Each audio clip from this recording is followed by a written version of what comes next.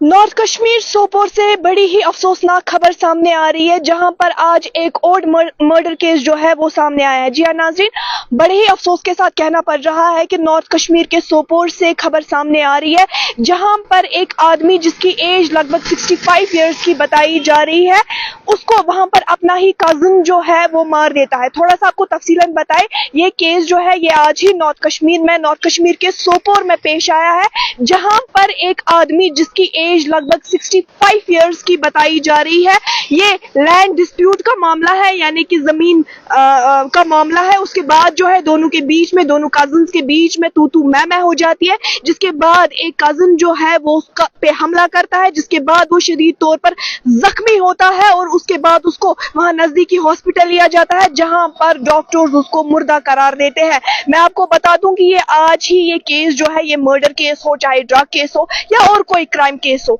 हमारा कश्मीर जो है इन सब चीजों में बहुत आगे बढ़ रहा है। आए दिन हम देखते हैं, हम सिर्फ नॉर्थ कश्मीर की बात ना करें, हम साउथ कश्मीर की बात करें, श्रीनगर की बात करें, सेंट्रल कश्मीर की बात करें, आए दिन ऐसे मामला सामने आते हैं जो बिल्कुल हमें हैरान ही कर देते हैं। वही आज एक और मामला जो है वो सोपोर में पेश आया है। नॉर्थ कश्मीर सोपोर में अस्तान मोहल्ला सोपोर में पेश आया है, जहां पर एक आदमी जिसकी एज लगभग 65 इयर्स की बताई जा रही है और लैंड डिस्प्यूट का मामला है, जहां पर उस दोनों कजिन्स के बीच में आपस में तू मैं हो जाती है। उसके बाद एक कजिन जो है वो उस पर हमला करता है और वहां पर वो शदीद तौर पर जख्मी होता है। उसके बाद उसको नजदीकी हॉस्पिटल लिया जाता है, जहां पर डॉक्टर्स उसको मुर्दा करार देते हैं। अब यहाँ पर देखने और सोचने वाली बात ये है, ये ना तो किसी सीरियल में हो रहा है, ये ना तो हम कोई फेसबुक वगैरह देख रहे हैं, ये बिल्कुल हमारे कश्मीर में हो रहा है और आए दिन आम होता जा रहा है।